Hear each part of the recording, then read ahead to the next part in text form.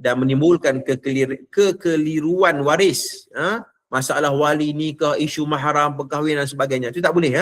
Ini isu yang perlu untuk kita faham. Begitu juga perbahasan berkaitan dengan isu bioetika cloning haiwan, okey, ataupun percubaan cloning manusia. Tengoklah, cloning haiwan yang banyak wujudnya cadangan mengembangkan kepada cloning manusia. Ini masalah. Dia pendekatan Islam dalam isu ni, kita kena bezakan antara haiwan dengan manusia. Haiwan, manusia. Haiwan dengan haiwan tak ada masalah. Kalau cloning haiwan dengan haiwan harus. Tapi syaratnya untuk maslahah, jelaslah, dari sudut perubatan atau makanan dan sebagainya, tidak menyeksa haiwan, tidak membawa mudarat. Hatta dalam bab tumbuhan pun, Nabi pernah memberikan keizinan kepada sahabat untuk untuk klon. Itu dalam bahasa Kedah Utara ni orang panggil tut, kan? Dia tut. Hari ni kan tak payah kita tengok jauh, durian pun kita tengok dalam konteks durian, kan?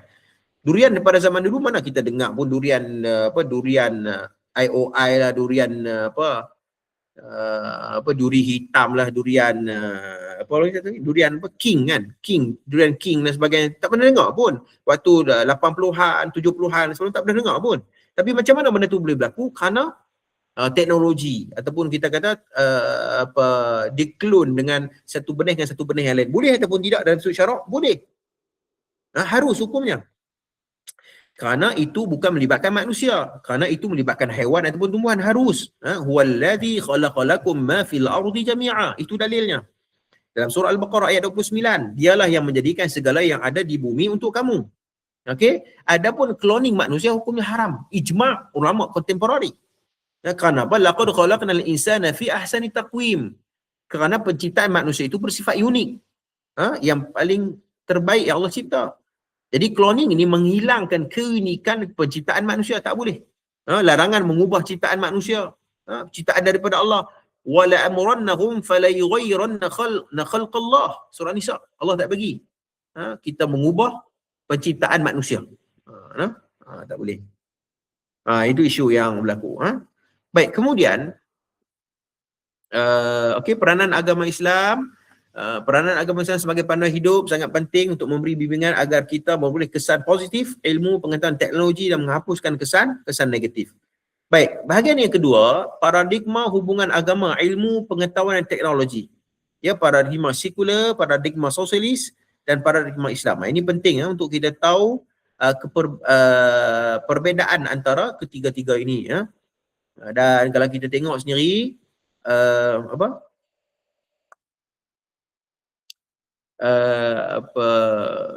ketiga-tiga ini sebenarnya dia kalau kita tengok paradigma sekular, secara umumnya paradigma sekular ni dia berpaksikan pemisahan agama daripada kehidupan awam, khususnya politik lah, jangan duk kait dengan agama. Undang-undang dengan agama lain, sains dan pendidikan lain, jangan kaitkan langsung dengan agama. Ini yang jadi masalah sekular. Okey, yang kedua iaitu sosialis. Sosialis ni pun masalah, iaitu paradigma sosialis ni merujuk kepada berpaksikan kesamarataan ekonomi dan pemilikan bersama. Jadi tak ada langsung pemilikan individu mutlak, tak ada. Semua hak milik semua orang. Maknanya tak boleh jadi kaya. Semua sama aja, itu tak betul ya. Negara kawal jadi macam negara komunis. Semua negara yang kaya, rakyat tak boleh jadi kaya, tak boleh. Maknanya Islam bagi rakyat dia boleh jadi kaya. Siapa berusaha dengan cara yang betul, dia kaya lah. Dia kaya. Begitu. Baik. Okey, kemudian akidah Islam dalam pembangunan dan pemanfaatan ilmu, pengetahuan dan teknologi. Okey, kalau kita tengok sini, akidah Islam harus dijadikan asas bagi segala konsep ilmu pengetahuan, piawaian miqyas, bukan sumber masdar. Okey, ini apa maksud dia ni? Kalau kita tengok slide ni,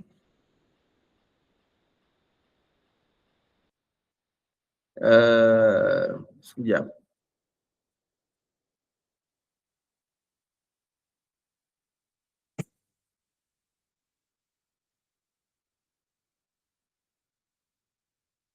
Sekejap ya.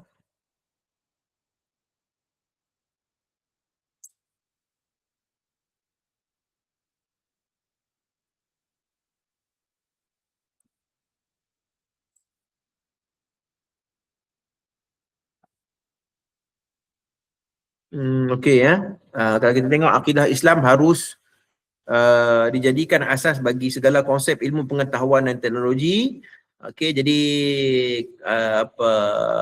maknanya Islam ni dari Islam ni akidah lah sebagai kita kata asas penilaian terhadap segala konsep ilmu pengetahuan. Jadi maknanya teknologi secara fahamnya ialah teknologi ni kau nak pergi jauh ke moden ke kau pergilah. Tetapi akidah itu menjadi trust. Itu.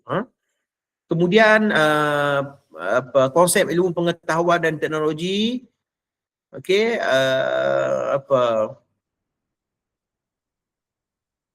konsep ilmu pengetahuan dan teknologi tidak wajib bersumber Al-Quran dan hadis, tetapi ia wajib dipiawaikan dengan tolak ukur Al-Quran dan hadis dan tidak bercanggah. Ini maksudnya dia macam ayat ni macam pening sikit kan, tapi sebenarnya poin di sini ialah dia nak bagi tahu tentang teknologi ni dia semakin berkembang, jadi dia tak boleh sebab Quran hadis ni dia terhad, dia tak ada bincang tentang AI. Dalam Quran mana ada AI, dalam hadis mana ada Nabi pernah sebut tentang teknologi AI? Tak ada. Jadi itu berlaku pada zaman sekarang. Jadi tak boleh kalau orang kata, ustaz, apa hukum kita guna AI berasaskan Quran dan hadis secara teks? Mana boleh, mana ada, sebab dalam zaman Nabi tak ada AI, tak ada Quran, tak ada. Tapi ia sebagai satu piawai kan, okey, sebagai garis panduan yang Quran tidak bercanggah dengan Quran dan hadis. Itu je maksudnya.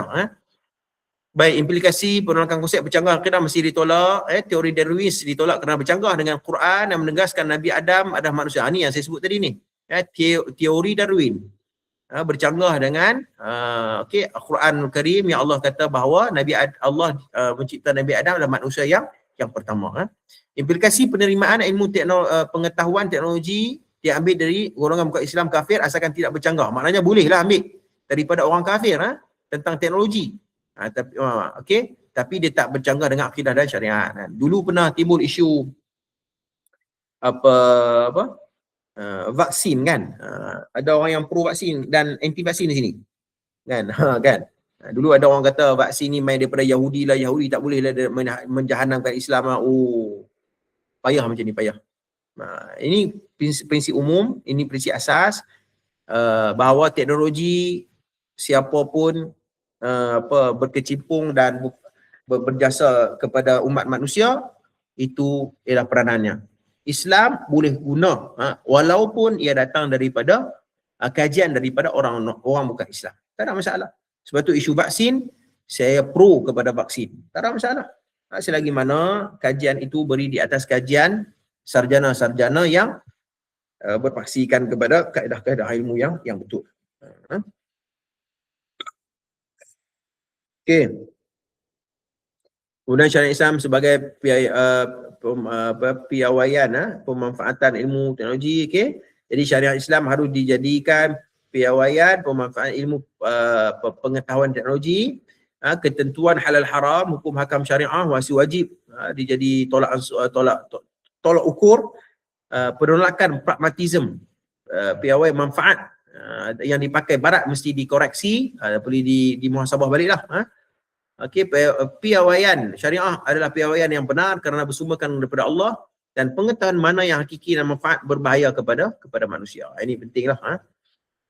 Dan kejayaan Islam terdahulu, paradigma Islam telah melahirkan Islam Muslim yang taat dan cerdas dalam ilmu pengetahuan dan teknologi terbukti pada masa kegemilangan dunia Islam. Kesimpulan, dua peranan utama menjadikan akidah Islam sebagai paradigma ilmu pengetahuan, menjadikan syariah Islam sebagai piawaian utama teknologi.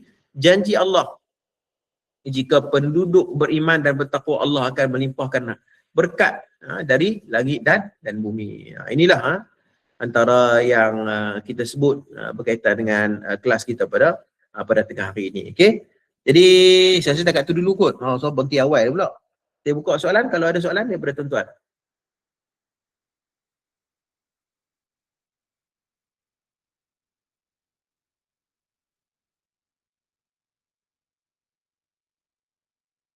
Ada soalan ke daripada tuan-tuan?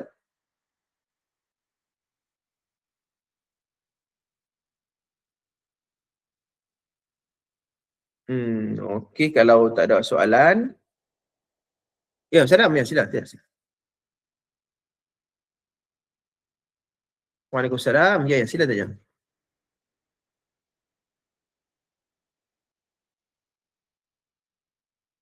Sila. Ada soalan kan? Tuan-tuan type tak apa.